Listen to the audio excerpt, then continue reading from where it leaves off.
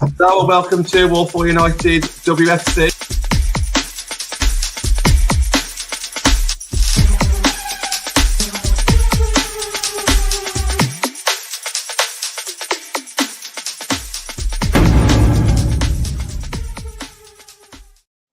Hello and welcome to Walpole United with me, John Foster, MUFC. Got some familiar faces back together. I think it's been about 3 or 4 weeks since we've all been together, if not longer. So welcome back, Andy, John, Atanu. How are you all doing? Good, mate. Sound. Looking forward to this one. Yeah, this is going to be good because I haven't spoken to Atanu and John on a podcast at least since before the first game. So I want to kind of hear your thoughts on the Reading game before we get cracking. But yeah, look, we're going to talk about Skinner a little bit tonight. Andy, I know you've got an interesting topic that's going around since Sky kind of took over this week. And I can't wait to hear what John and Atanu have got to admit a little bit later as well. So, yeah, John, first of all, how you been? You haven't been on the show for a month or so. How are you keeping? I'm good. Unfortunately, not been able to do much live watching, but been able to catch up on all the recordings. So that's brilliant. Keeping me going. I've been doing my looking after me eldest. So he's 8, and I'm finally getting him into liking football, which is like a massive thing. So it's like trying to now encourage them. So I have told him, unfortunately, he will be disowned if he becomes a Man City fan or a Liverpool fan. You know, but I think that's a reasonable response. Yeah, absolutely. Yeah, hello, Karen, in the comments. Can't wait to see you again. Hi, Karen. It's gonna be a good one, and you know, Karen's Karen's just like us on the podcast. She's not actually on the podcast, but she's very pro Walpole United. Does a few things behind the scenes, and going to be doing a lot more as well. And it's great to hear your enthusiasm for the Leicester game as well. Atanu, I know that you've been studying. I know you took a little bit of a break from our channel just for a few weeks just to focus on that. How's things been with you, mate? Yeah, it's all good. And of course, Marc Skinner is doing something absolutely fantastic, so I can't miss that. Yeah, 100%. Yeah. Andy, I'm sure you've got a story to tell. You've always got something going on yourself. Have you had a good week? Yeah, no, it's good. I'm just looking forward to Leicester. I just say Karen got to meet her. I think she was in my my vocal range area on Friday. Yeah. I think I might have deafened her, but hopefully your hearing's improved a bit. Ready for Saturday. It was me, you, and Anthony that were providing the surround sound, wasn't it? In that not being there, but she's back on Sunday, so. Yeah. Well, let me just speak to John and Atanu then, because obviously you haven't been on the show since that Reading game. First of all, John, did you actually watch? Sorry, I'll call you John now because there's Johns everywhere. So I was going to call you John now. It's okay. Did you watch the game on Sky, or did you watch highlights, or how did you watch the match day? I watched the game using a alternative viewing method. Okay, yeah. Did you manage to hear the crowd? That was my first question. Oh God, yeah, and I actually saw Andy there, which I was like, yay! I know these and yourself and that. So, yeah, it was. I didn't know whether the crowd, because the size of the crowd would come over, because it was quite dispersed, really, wasn't it, in the ground, and sometimes that doesn't help with the sound. But I thought they did a good job of showing the atmosphere and really pumping it up, which is what really we thought Sky would do. They're good at selling their products. So I thought, yeah, it was brilliant. I thought the pundits were great. It was great seeing Casey analyse it.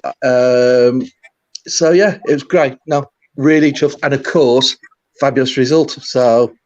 Well, that's it. I mean, I spoke all week about how great that day was, but, of course, the main thing is the result, isn't it? And it was a great result, and hopefully we get another one on the weekend. Don't go into your topic just yet, John, but what was your actual thoughts on the game itself? I thought it was really interesting because tactically, I thought there was a level jump really on what we were trying to do, and I thought that was really interesting, really interesting. Using Tooney as a false number 9 really worked. It took away a lot of their, because let's be honest, Reading physical side gonna make you hurt if you stay on the ball too long, and that's exactly what they didn't do. And I thought the fullbacks were brilliant. It was great seeing Honor score a first goal, and that was fabulous. But the key to all of that was Tooney's movement and her awareness, which I think again has come on, because that was always one thing that's always been complained about her, is sometimes she doesn't choose the right pass, or is not so aware. And I thought that she turned everything on the head. All those doubters, absolutely, she was the best player by far.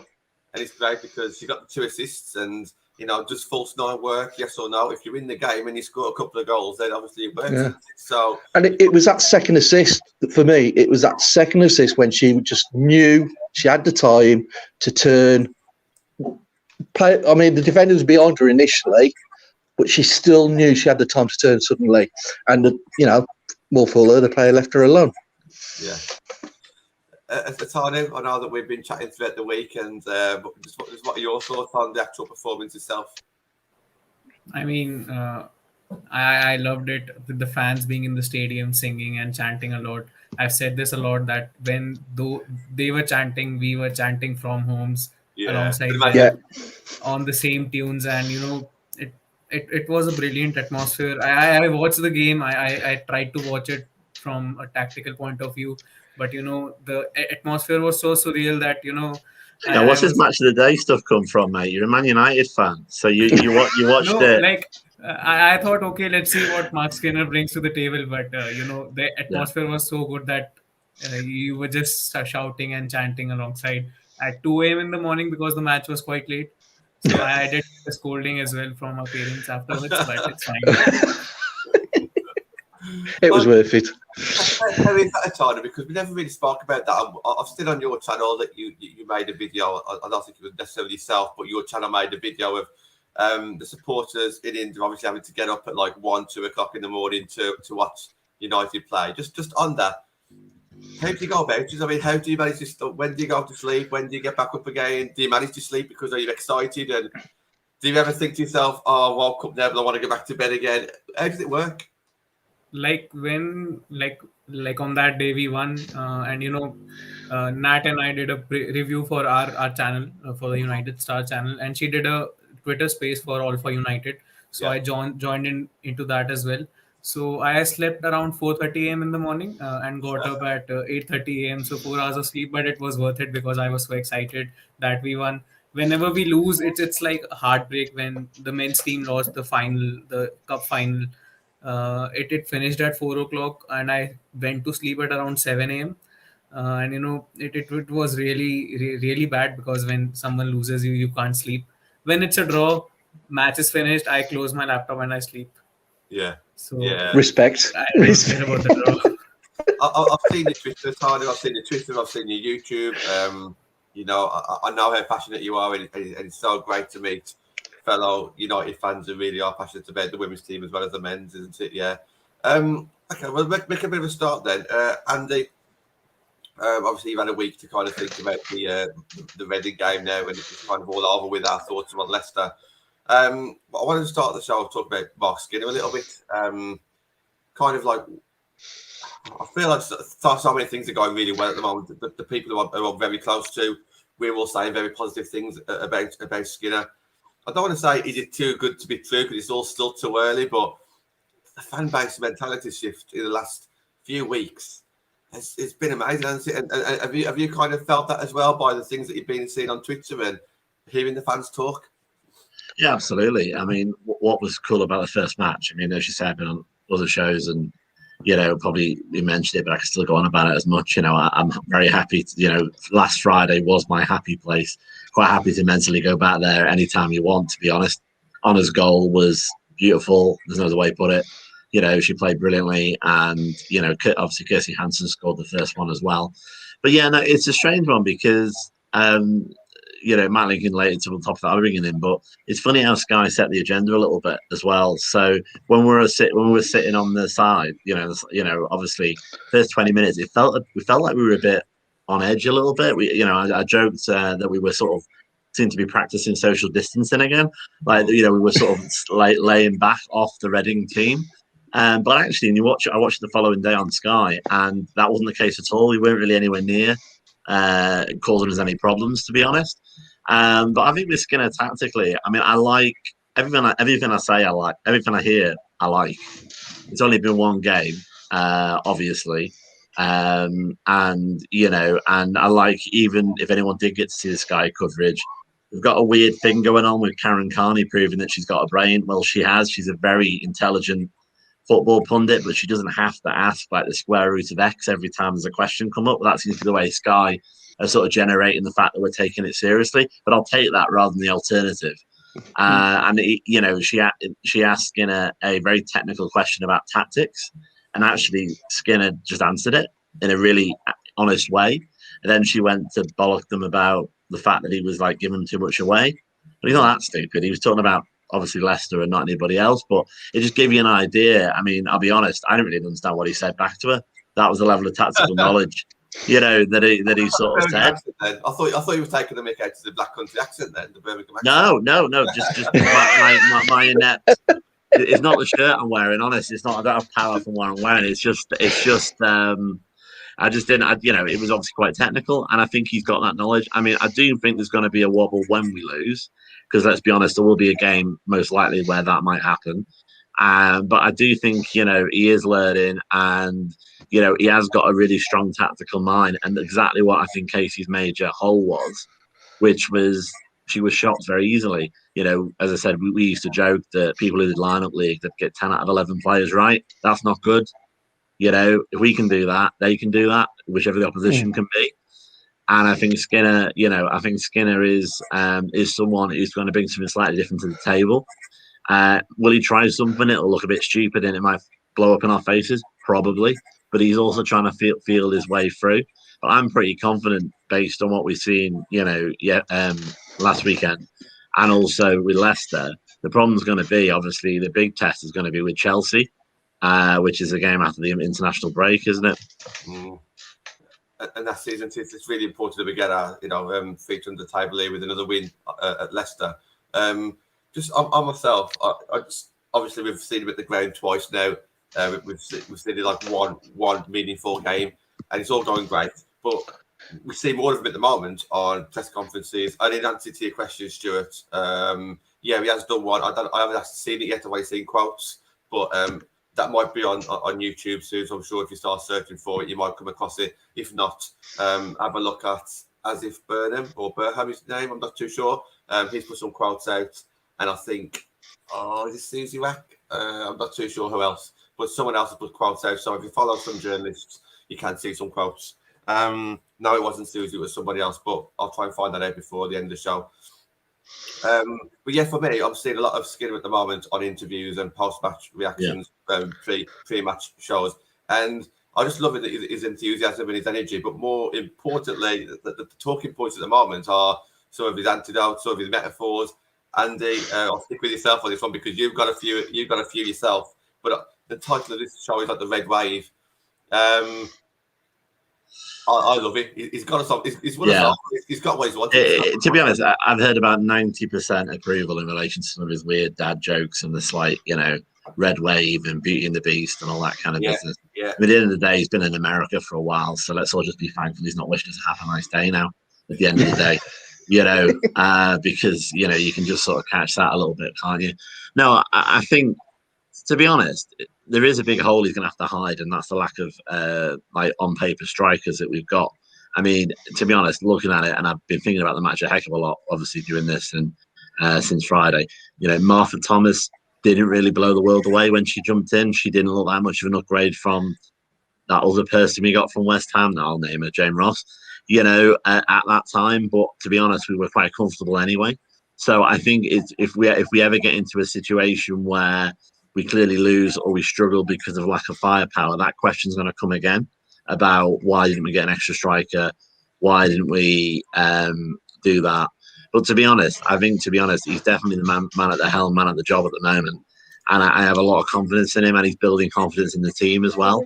I think you just got to look at the regenerated Kirsty Hansen, the regenerated, Katie Zellum, who looks like a captain again and seems to start scoring. which is kind of the aim of the game. So that's great. Mm-hmm. And obviously Honor, again, I know she wasn't exactly poor last season, but she was another level on Friday night, and just the level of respect I have for that player. She might not understand what was Lotto screaming at that much, because I know she's developing the English element to it, and I don't think we were enunciating it in the proper standard. Anyway, halfway through, I lost my voice at the beginning of the bloody match, to be honest. But I think the Red Wave. I mean, it's a weird thing for him to come out with maybe early on, because if he does go the other way, then it'll be used against us. But I think it's a nice little thing. It's a nice thing to think about. I mean, we definitely are a Red Wave in the sense of the travelling fan base. We're going to, a lot of us are going to Leicester. We're pretty much the only team that has a decent away travel in relation to, significant distances. I know Arsenal will go to Spurs and Spurs will go to Arsenal, but they don't generally go any further than that. But yeah, I'm happy at the minute, and maybe we just got to stop looking for the problems as well. At the end of the day, as well, a little bit. Innocent until proven guilty. John, come on. Exactly. Let's enjoy it while we can, because you never know what's around the corner. But so far, so good. Ben in the comments. Good to see you, matey.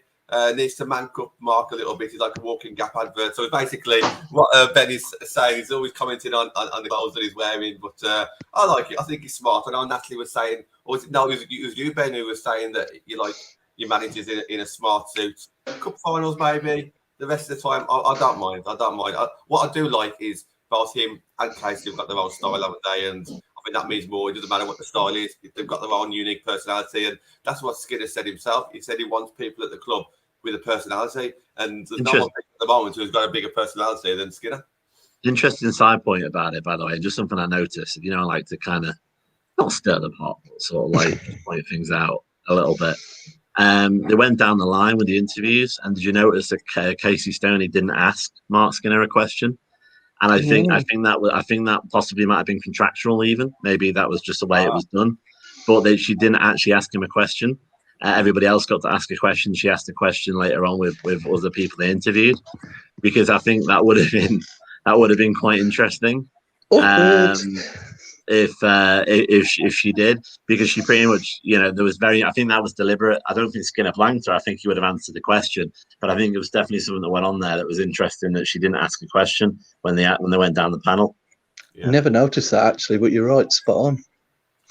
John, what's your thoughts then? Obviously, it's been a few weeks since you've been on the show now. You've had time to look at Skinner on and off the pitch, so to speak, and what are your thoughts on his interviews and all the positivity that you've been hearing on Twitter lately? I think the one good thing is Skinner's attitude and the way he comes over has really turned the fan base around from being crisis and are we even relegation fodder, which I never really believed, but it got put out there, to actually being something positive, being a football club again, being a united team again. I think everything, like Andy said, everything when he talks is right. Now, that might be extremely good management, PC management, but who cares? That's what you want, isn't it?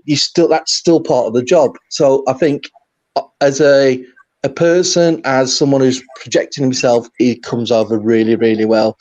And someone that comes over getting United, which I think is the important bit.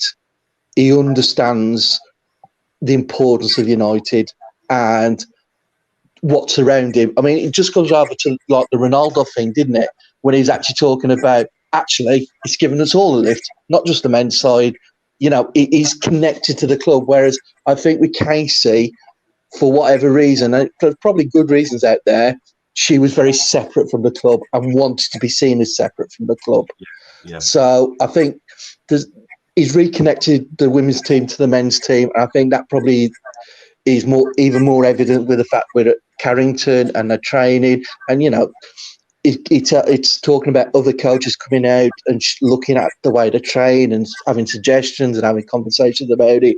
All of it is massively positive. And what we want to see. We want to see a connected club who are driven to being successful, and they're actually showing that.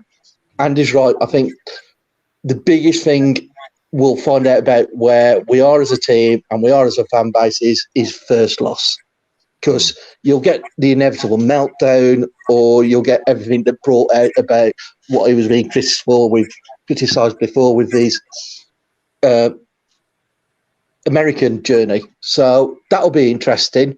But I hope by then he'd have had enough credit in the bank for most sensible supporters to go, let's see how he reacts to this. Because as Sir Alex said, you learn more from your defeats than you do from your victories. So that it will be equally as important to see how he responds. Because I think sometimes Casey could be a little bit reactionary, and she'd retract, and she'd reset to a more defensive mind.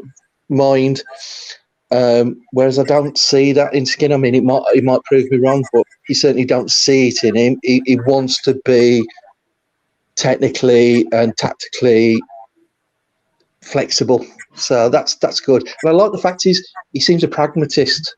Although he has a lot of ideas about what we should and shouldn't be doing, he's still a pragmatist about what he's actually got in the team, which is really important. Yeah, 100%. Yeah, and I think it's just interesting. I'll come to you shortly on your thoughts on Skinner and his interviews and the red wave. But Andy, just going back, because obviously you were here on that first season as well.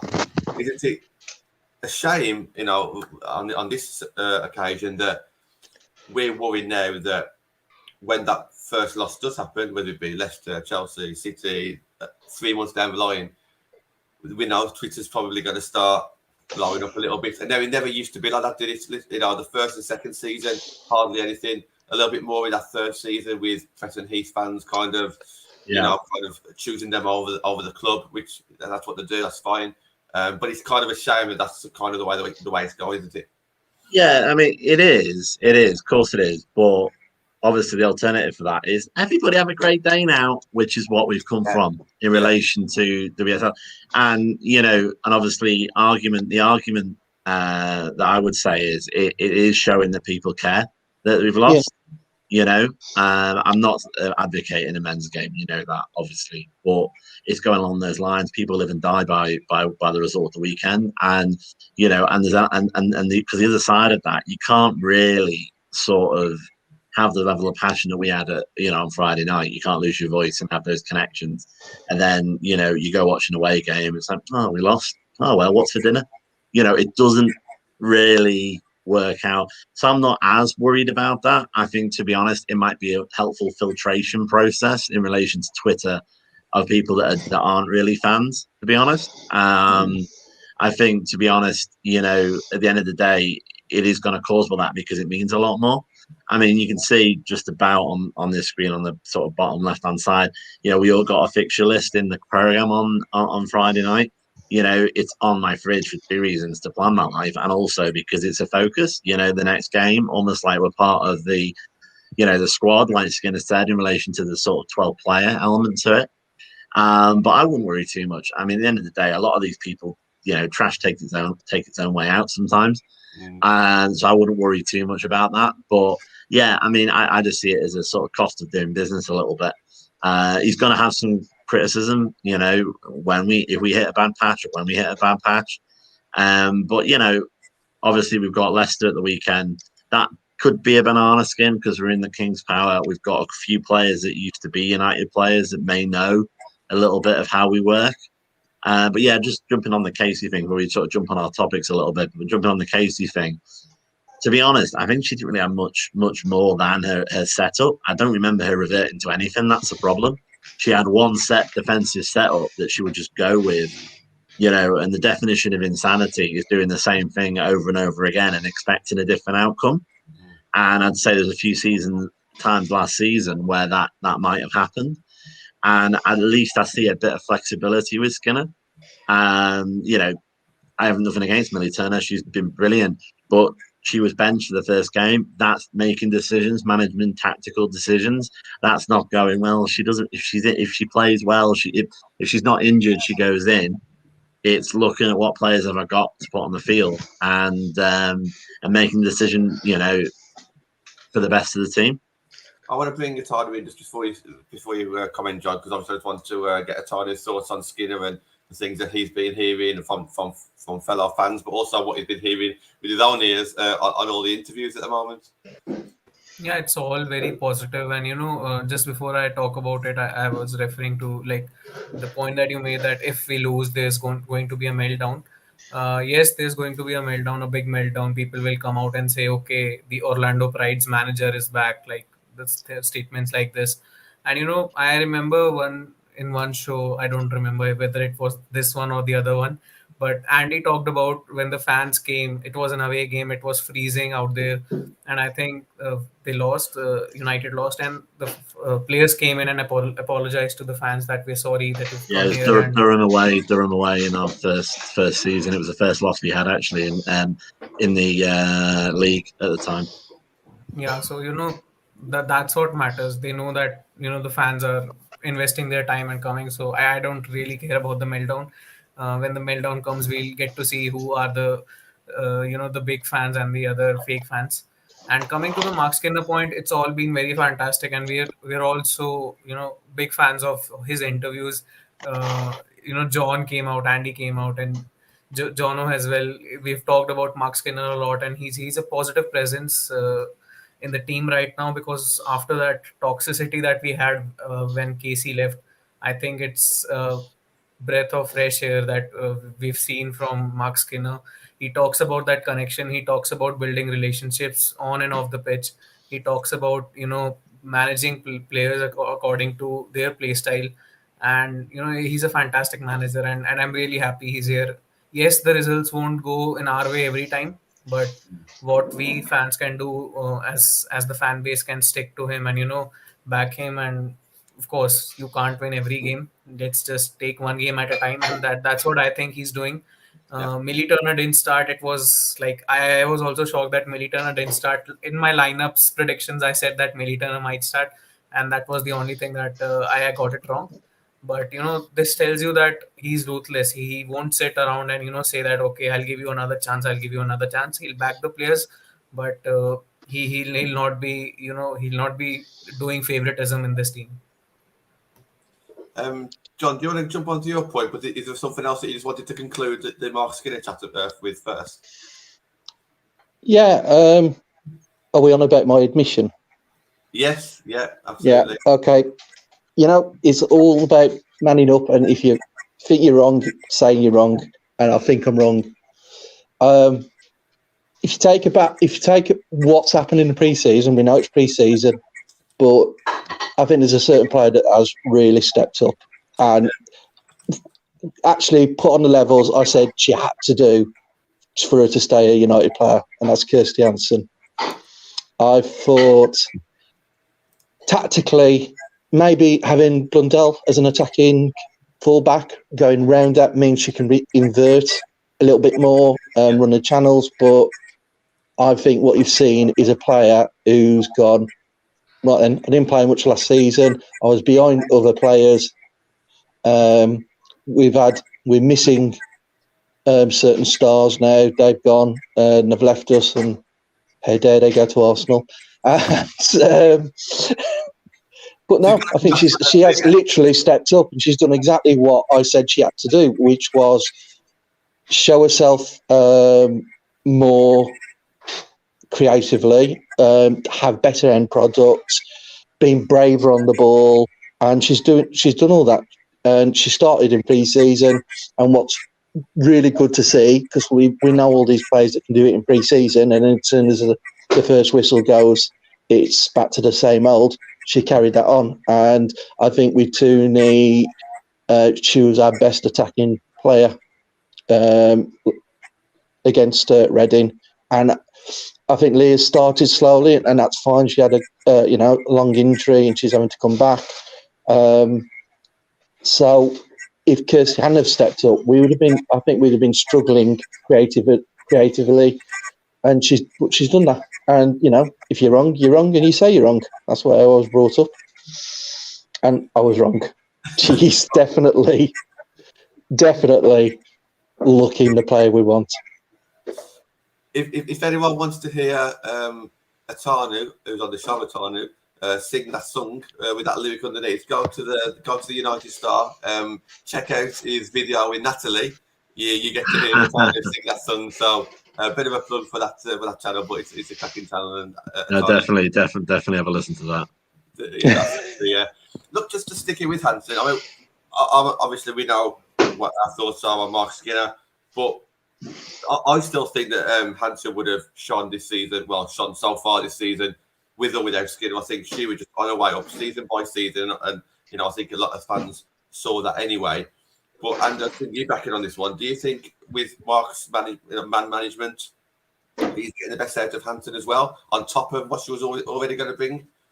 It's funny, because at the minute I think we're going to have Mark's face superimposed on like the Messiah if we're not careful. So we've got to sort of calm it down. His picture's on Old Trafford right now, so calm it down a little bit, and obviously we'll move on to other things. But I think the best way, my honest answer, and I've always tried to be honest on here, because at the end of the day, that's what's best for our audience as well. But like, I think she would have been, but she might have been doing it with one eye out the door if it was a different manager. She was definitely on the way up. But I think it's reinvigorated the whole club from start to finish. And players are players, and they play for their club, they play for themselves, they play for the badge, a combination of all of them. So she would have had a step up, but it just depends who you would have had. I mean, it's going to be interesting to see. Maybe we might touch on this later, I don't know, but are there going to be any changes for Leicester? How are the players who weren't in the matchday squad or the first 11 in the first match going to react to maybe be on the bench game 2? Then suddenly, oh no, I'm not actually a first team starter anymore, or am I? Or if alternatively, if you end up going on the bench for game 2 and then suddenly they're in again, it's going to be interesting to sort of see if there's any changes that he does. Because I think one of the things that Skinner has said is that he sets up for the team he's playing against. And as long as he doesn't do a Phil Neville on me and start swapping goalkeepers for the team that he's playing against, which is a bit silly. It's not FIFA, it's real life. Then that's fine. Cups are different. I just mean with the whole, she's tall, so I'll put her in. It doesn't work for a goalkeeper. I think you need to have, the defensive familiarity. But yeah, with Kirsty, I do come from an era, though, when we used to have Peter Shilton and Clements swap out each. Yeah, well, maybe it's just come out. Yeah, maybe it'll come back into fashion again. But hopefully not, in my opinion. But I think with Hansen, everyone's can't remember she's now in Scotland squad, and she only came into Scotland squad relatively recently, and that's a big confidence boost for any player. So I think she's feeling a bit more like she's obviously getting established, and and she was, as John was saying, she was at 1.5 speed compared to the rest of them when it comes to a lot of the preseason games when you see her play. So I think, I think the short answer would be sort of to your answer in relation to is it Skinner or is it not? But just to clarify that, like I say, I think Hansen was on that constant increase or incline anyway. But I do think that, like, with Skinner coming in, is like I say, he's helped other players, so you just automatically presume that it's helped Kirsty as well and kept her motivated. But there are other players which we'll talk about on other shows where I think it's helped them a lot more, whether it be confidence or changing the game or other things that I don't want to talk about just yet, but we'll talk about on other shows. But Kirsty's one player that I don't think needed that confidence, because I already think that she had that confidence. It was always inside her. It's there, it's coming out now. We know how hard she works. We know she starts the season well. We know literally how fit she is, how much running she does on and off the pitch. And we know we see her training drills all the time as well. For me, there's no surprise for me that she's hit the season with a bang. I think a lot of fans saw that as well. But I think you had that with whatever Marc Skinner saying in the mirror as well. I think she's on for a great season so far. Bring it to you, Atanu. Sticking with Kirsty Hansen, obviously, it's John's topic. I know that we've kind of covered a lot, but what do you think of Kirsty's start to the season? Like I've always been a big fan of Kirsty Hansen from the last season, and let's just talk about her appearances last season. She didn't get to start a lot. She didn't get much game time. But we have to look at it wasn't her fault, because we've got Tobin Heath, Kristen Press in the team. Leah Carlton is playing fantastically. So of course the game time was a bit less, and she didn't step a foot wrong whenever Casey asked her to play. So after the season ended, there were a lot of talk in the media as well that she wasn't happy with the game time that she got, but she worked hard, and right now we can see that she's really working hard on the pitch as well. Whether it's on the ball, off the ball, you can see Kirsty Hansen pressing a lot, running around a lot to get that ball back if it's out of possession. And the preseason, I mean, so many goals. I mean, 3 goals or 4 goals in 4 games, and a goal in the first game as well. So that just tells you that we are in for a ride, and it's exciting times ahead for Kirsty Hansen. And plenty of assists as well. So she's doing really well. I am interested, Tyler. What's the general consensus in India regarding some of our favourite players? Is Kirsty one of the names that gets mentioned a lot, or is it more of the more well-known players like your Jackies, or who's right? Like in the United Star team, 2 of the guys are big fans of Hannah Bhatia. 2 of them are big fans of Jackie Cronin, and I'm a big fan of Aoife Mannion and Kirsty Hansen. That's interesting. You can probably say Aoife better than I can as well, so that's impressive. Just about got there. I haven't got my hat with me today. Last time someone said Aoife Mannion, I had the hat to one side that I could put it on, but no, not today, not today. Tommy, then just sticking with yourself then. Obviously, John's kind of confessed something for himself, his admission.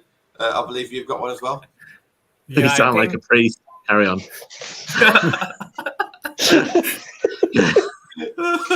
I was a bit wrong about Hannah. 7 Hail Marys. When she came in, I think I was a bit skeptical why we signed Hannah Blundell, and we gave Chelsea Lauren James, who was one of our key players, and we are getting someone who doesn't even start much for Chelsea. So I talked to many Chelsea fans. They were like, "No, she's really good." I thought they are just being humble because she's left the club, but they were saying that she's too good to be on the bench. So I asked, why was she on the bench then? I mean, if she's that good, why doesn't she start for Chelsea?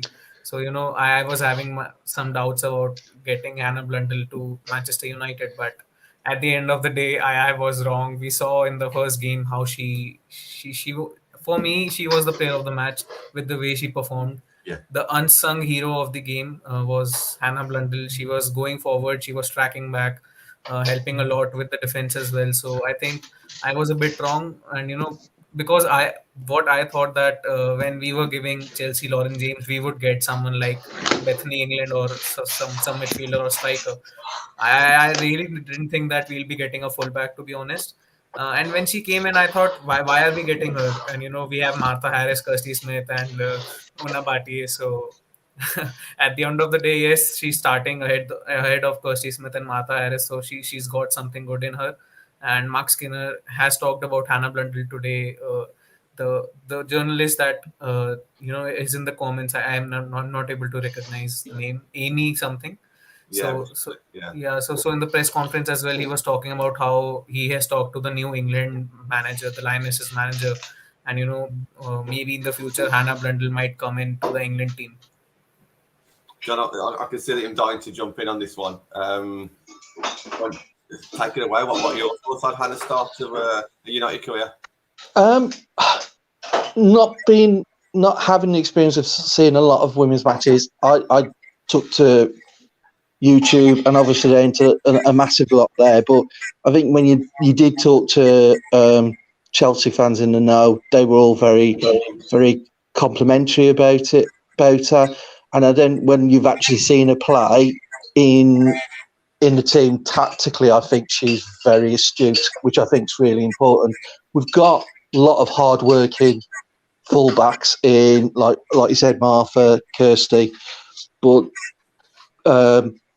Blundell's got quality as well, and has got an astute brain. And I thought her running is what allowed Kirsty Hansen to have the space to work in, and maybe that's the problem. Kirsty's never really had that.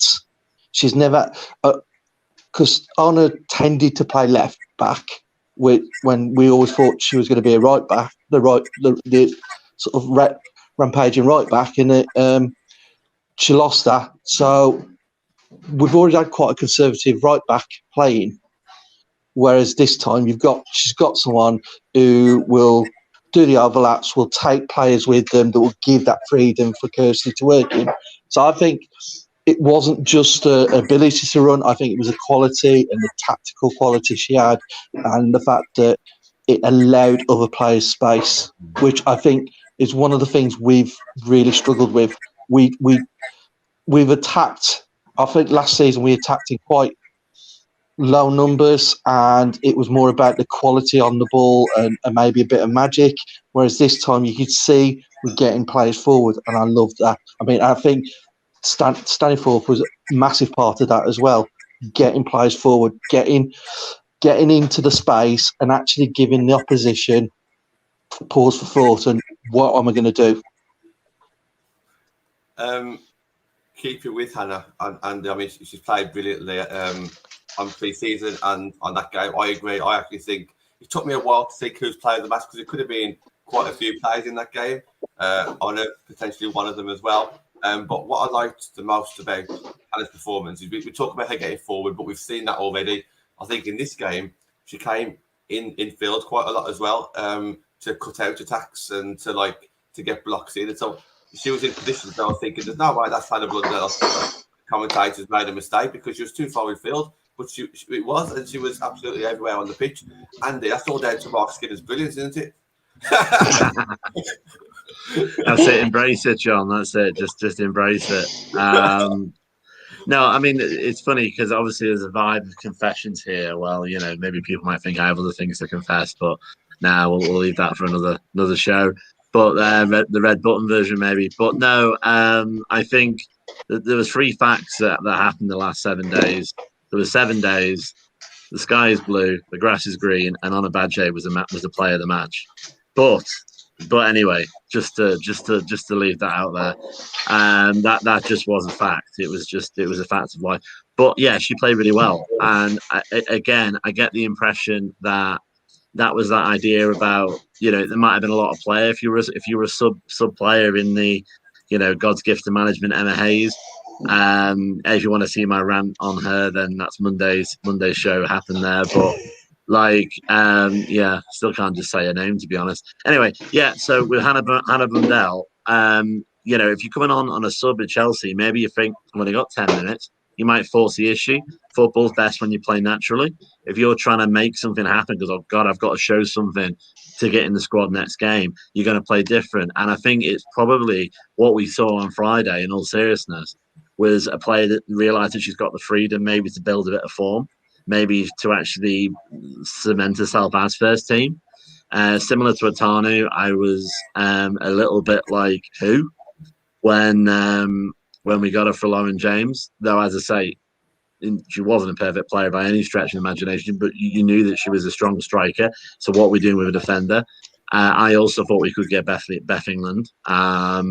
But yeah, I'm happy. I mean, to be honest, I've had this conversion with you lot trying to get me away from more strikers and to be happy that we've got a strong defence.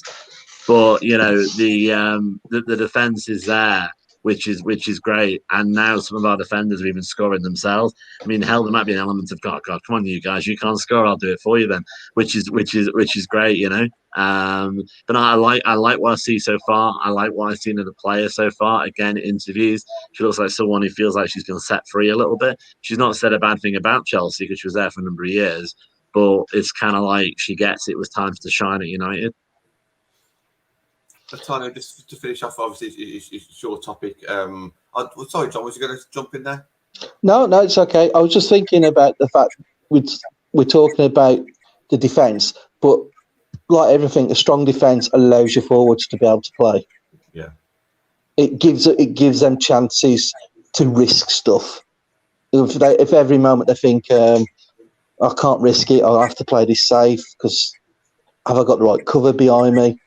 That I think having a strong defence is imperative to being able to have a creative front line. And let's be honest, Maria Forrest-Dottir, I think I said that right. Definitely the echo is a Japstan. I'm just saying that. Putting it out there.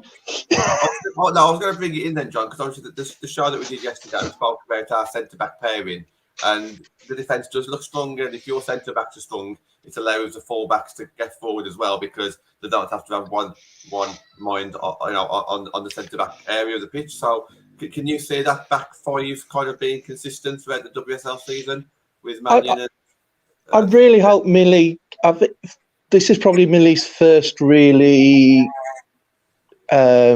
challenge to her career, as in a United career. I don't think she played well last season. I think she was the weakest link in that defence. I wouldn't put it down to talent or quality. I'd put it down to form, and maybe it's the Marc Skinner effect. But I don't know.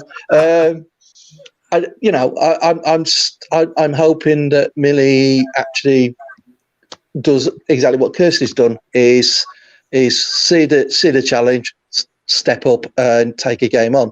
And she's definitely got the quality to do that. At the moment, I was massively surprised at the centre back partnership.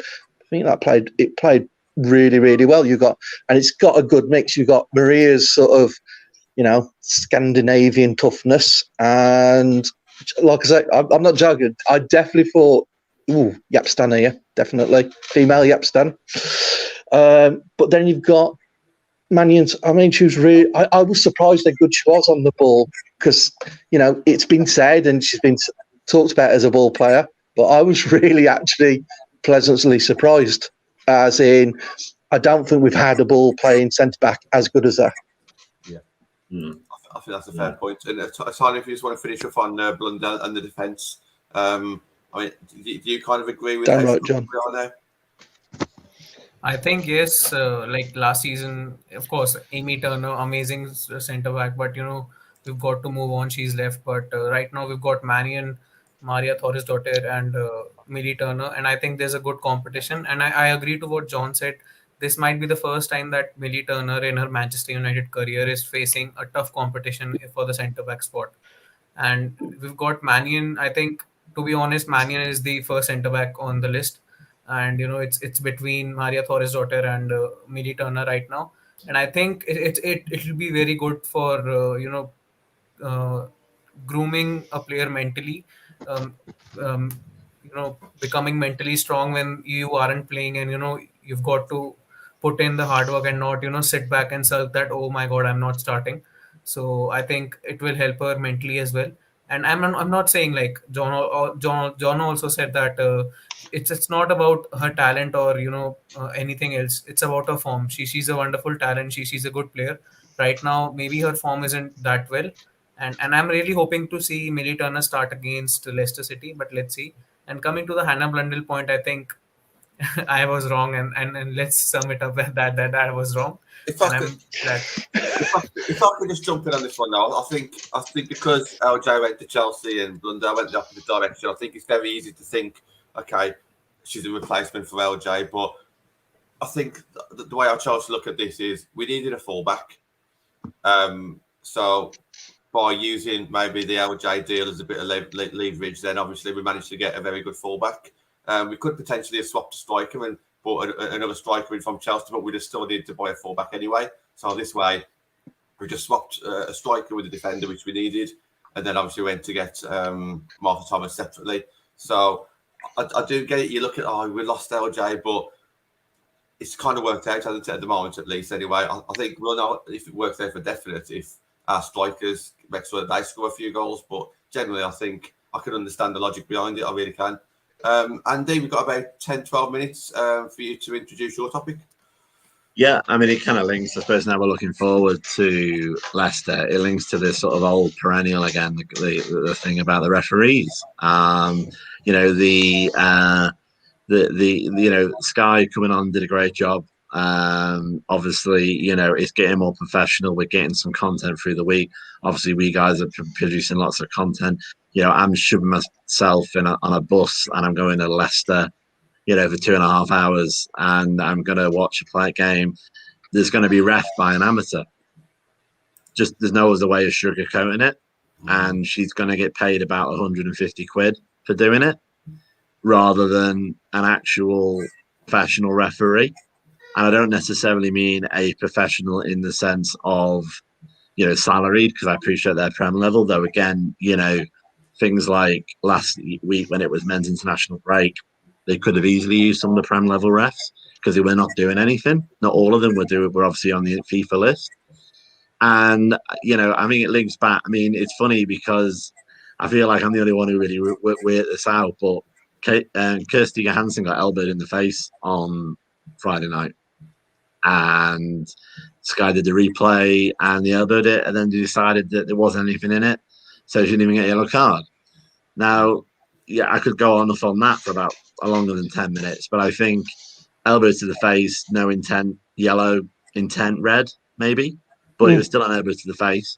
But I think what was more concerning about what I saw that night was the referee clearly bottled it one way or the other. There wasn't a situation where she was saying to the players, saw it wasn't as bad as it looks, or sometimes they sort of go like that, or they sort of show to the player that they've seen it. She looked like a deer in a headlight. She looked at a liner who's even less qualified than she is. These are facts, by the way, because we know this in relation to what is available to it. And and she needs help off a lino, and she's not getting it. So obviously she can't. There's no VAR, obviously, and she can't react to it. And obviously Lucy Stan's reaction to the yellow card, that maybe was a yellow. I mean, it's a great gift. That's going to be the gift that keeps on giving for the rest of the season, those eyes, and she sort of does that, But I think ultimately, as a fan base, pre-COVID, we did a thing on Twitter, which was Better Refs 2020. And I think we might need a similar kind of campaign, because Sky just took the wrong end of the stick on Friday. They were making a bigger deal about did it cross the line, didn't it cross the line conversation.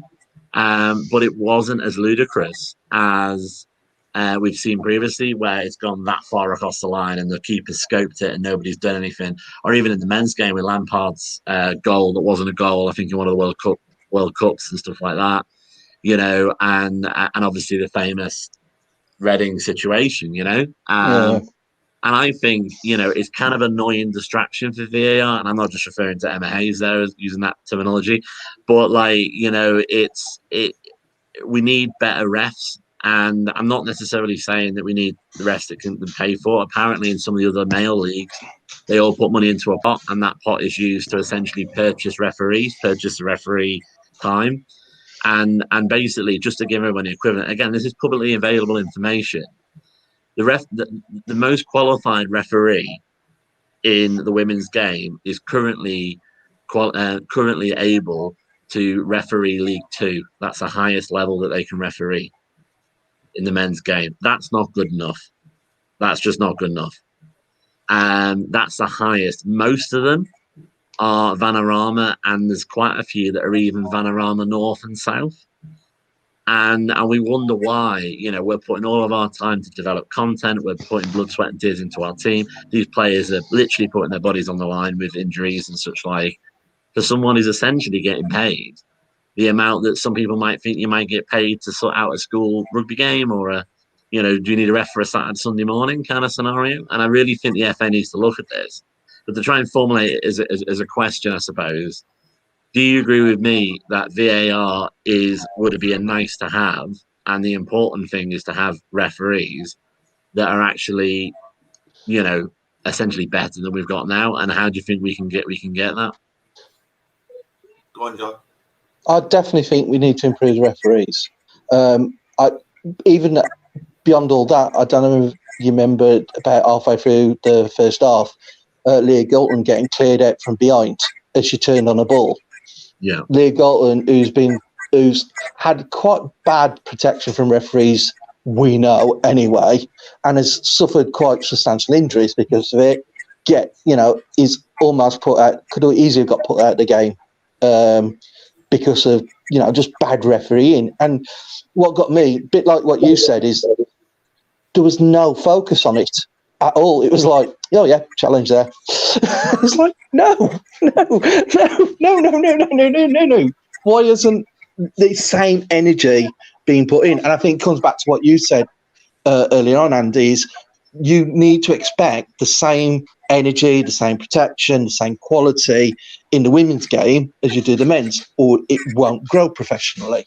It can't become a bit of a banter Oh well, yes, now maybe it needs to be professional. So yeah, VAR would be great, but over the line technology that'd be great. But we actually need to improve the referees first before we get any of that in, and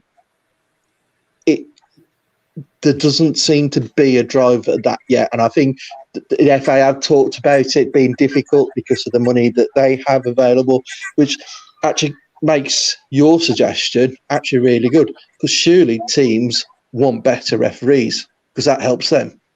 They want correct decisions, their players protected more. So actually, us and everybody putting some money in to be funneled and filtered through to referees seems really a logical thing. Even if it's just taking straight out some of that money from Sky, instead of the clubs being too greedy and going, oh, we like that money, is actually, let's filter some of that to improving our game and improving the quality we've got on show, because it's only going to become come back circle-wise, isn't it? It's, you improve the quality of the game, you'll get more fans, you'll get more screen time, you'll get more money. Yeah, and it protects the referees as well. I mean, I know maybe this has more of a negative tone than normal, but I'm still really pumped, and it's been a positive show. But I think we have to be a campaigning group as well to an extent, because we care about our players a lot. And it's also not fair on them. I'm no football expert as much as I pretend to be on here, but I tell you what, that lino was she was basically scared to death, because she had me quietly reminding her that it was possibly, but no, and she was just literally, and I obviously, they had the mics. I saw the ref sort of do that, sort of go, Lino, did you see anything, kind of thing, and she was literally like, there's no other way to describe it, and I saw that on the TV, and that's not good for the players. It's not good for the product, and it feeds these idiots on Twitter who are like, who's your favorite player for the women's team? Oh, she's in the kitchen and all that kind of crap. Yeah, because useless. They've got lots of teams going up the pathway in relation to referees. I believe they were looking at or possibly going to implement having like a recommendation to go and to be a referee. You have to referee the women's game as part of your development. And just to amend what I said slightly, obviously Sean Macialis as an assistant is a Prem level, but she's an assistant specialist. So I was purely referring to the person in the middle. The highest level, as I said, is that lady who's got League Two, and she's doing great. And there's a lovely article about the fact she's now reffing League Two, because she was the first one who ever did ref League Two. But I bet you, if you got a microphone in front of people and you said, the big Sky deal and the sort of professional WSL league and all this kind of business, what level do you think the refs they're picking from? Oh yeah, national, or maybe they deal the championship, maybe, I don't think any of them would say, oh, they'd be doing Vanarama North next week. It's not what we want. And I think, it's probably part of the skills about why we need a good manager like Skinner, because it never should be like it. Yeah. But I think a lot of the time you need to win the game. And this might come to bite us when it comes to the bigger teams. Playing to a point where essentially you try and minimize the chance of referees influencing the game. So you're going to have to try and maybe go more than 1-0 up if you can, because you just don't know who's going to do it. You don't know if there's going to be a stupid handball when because this actually happened. Remember when somebody heads the ball and a penalty is given? I mean, it sounds mental. It just sounds enough to happen. There's not going to happen, and you just need to look at that, don't you? So. I mean, I'd be interested, obviously, on Atana's view as well, because obviously you were again just influenced by Sky, and they didn't make a deal at all, did they, about the elbow? It was like, Yeah, I think it like I talked to you about after the game, and you reminded me that incident happened, and I thought yes, it was a foul. And coming to the point that VAR has to be there, I think before VAR comes, because VAR also comes, they're also the same type of referees are sitting in front of the screens, so that won't make a difference. They also won't watch the mistake over there. So first of all, the priority has to be better referees, better facilities, and filling the stadiums up. Then the VAR comes in, the goal line technology comes in. And I think the Lucy Staniforth, if we compare Lucy Staniforth's foul and the foul that the other player did on Kirsty Hansen, I think if elbowing a player into the mouth isn't a yellow card, then that Lucy Stanford foul Yeah, wasn't but a she yellow didn't card. mean it. Remember, that's another thing that's creeped in the women's game. But- She didn't mean it. Whereas in other sort of tackle was also like she tackled the ball. It was all it was only the follow through for which she got the yellow card. So I don't know what is happening.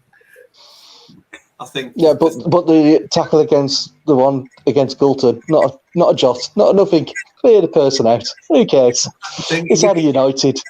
Well, this is the thing. You could have VAR and goal line technology, but that'll only really pick up the very major issues like a goal, penalty, or a red card. Something like that. Whereas the rest of the 90 minutes, it's not going to pick up on that, is it? So that's why you need your referees to improve ASAP, and then eventually most of the stadiums will be able to have goal line technology at some point. But some of the stadiums at the moment can't even have goal line technology because of how weak some of the stadiums are.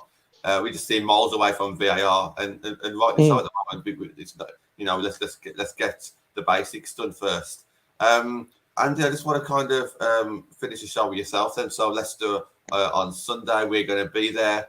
Just what are your emotions going into? What are you looking forward to? Have you kind of settled down now? How's this week been? Has it been a bit of a roller coaster? Finished, leaving Reading, then having a couple of days break. Are you going back up on that kind of emotional hype again? Or has that emotional hype gone? Has it always been there? The emotional hype gone. Have you met me? Come on. Right, okay, let's have a look. Right. So there we go. May the 14th. That's when the final of the FA Cup's going to be. That's when our emotional hype will end for this season. There we go. That's better, isn't it? No. Yeah, no, I mean, I'm in it. And, obviously it's been great being on this channel and doing other things because it does sort of let you have that chat with fans and it keeps that kind of excitement. What are my emotions for Sunday? I'm looking forward to it. I'm looking forward to it in a way, which means in reality that elongates the match day experience. Now, I used to stay from 90 minutes to 8 hours. Well, actually, from Friday, we were there that early and that late. It's about the same number of hours, I think, overall. But it does make it a lot more fun. I'm possibly slightly disappointed it's in the Prem Stadium. Looking at where we're going to be sitting, I'll give you a clue, Tano. Think the corner and up. So we're the Man United fans are going to be like a little bit over there. Don't worry, I think they can still hear me. It'll be fine. But I know that previously last season played in the Corn Stadium, which was more close to the pitch. But again, I'm pleased for our girls. I'm pleased for Leicester players to play at the Prem. I'm not that much of a princess in that regard. It doesn't bother me really. But I'm looking forward to that. I'm looking forward to the fact we've got an away end as well. Finally, there's a lot of hard work behind the scenes that's gone on in relation to that. And also, I like the fact, credit where credit is due. United actually mentioned they'll have travelling fans there, rather than be surprised that we magically just levitate from Manchester to Leicester. We're actually going to. They mentioned it, and they also mentioned what block we needed to book if we were doing it. Christ, we're not a million miles away from actually getting an away section bought by United. But I'm going to miss those Merry Christmas Birmingham newsletters that we get. Where would you like to buy a scarf? No, because I'm not a insert team here fan because you have to register with them at the moment. But I think it could be a bit, 10-1 Leicester maybe, but 10-1 United. Really, yeah. But I think it should be a good day. I think it's a possible banana skin because, as I said before, in relation to the players that we've got, that Leicester got that used to play for us. But I'm really looking forward to it. And the weird thing is, I think I said to John before we came on that we've just waited how long for the first game, and now I'm getting really grumpy that we've got to wait for an international game after this Sunday before we get Leicester on the 26th of Chelsea on the 26th of September. But life of a football fan, really. We're going to wrap up the show there, but let's get some predictions very quickly. So I think I said on Anthony's show 2-0. I think I said a 2-0 win. Andy, what's your quick prediction? I'm not going to follow you exactly, but I think there's a lot of logic in that because I think Skinner he balances the game quite well. He's a good game manager. So let maybe he gets excited towards the end. Let's go 3-0. Okay. John, your thoughts on the score? I see it being close, I must admit, for all the things you've said. We should have enough. Them playing a back three is going to be interesting, being as we are light in the attacking options, so we're going to have to be smart about that. We're going to have to really use the full backs as our wide options to push them back. So I reckon a 2-1. Okay. So 3 wins at the moment. So are we going to go for 4 wins, Tadu? 4 wins cannot be the other way around. So 2-0 win for United. Kirsty Hansen and Martha Thomas, the goal scorers. Ella Toon gets another 2 assists. Oh, okay. That'll be awesome. Martha scoring would be good, because I think, it was a bit of a kick when she missed that one against Reading. Yeah, so did well for the second chance. I just wanted to talk about what Andy said, that they'll be at one end of the stadium. It doesn't matter. We are all the loudest of the people. We are the proudest of the fans, and we are going to sing a lot. And it doesn't matter if everybody is singing, every Leicester fan is singing. We'll be louder than them. I'll be surprised if you hear more than a dozen Leicester fans singing, unless if maybe they score a goal and they got something to cheer about. But Leicester fans, I have seen them firsthand, and they do travel in the numbers. There were a lot of them at the Banksy Stadium against Aston Villa last week, and they're a good bunch of people. I spoke to a few of them. But as for noise, they never really gave too much noise from what I saw. So I do think that we'll hopefully overpower them, and I'm sure that we will. We are going to wrap it up there, guys. Join on the channel tomorrow. We've got obviously the Saturday Night Live with Ben and Matt. I think he's got the guests on the show again. I think that's this week, or it might be the week after. I'm not too sure, but I think he's got something planned. And thank you, Karen, in the comments. Thank you very much. And tune in to Sunday as well, because we've got some match day content coming out there, and lots to look forward to. So I hope everyone enjoys the game on Sunday, and we shall see you again very soon. Thank you, guys. Yep. Ride the red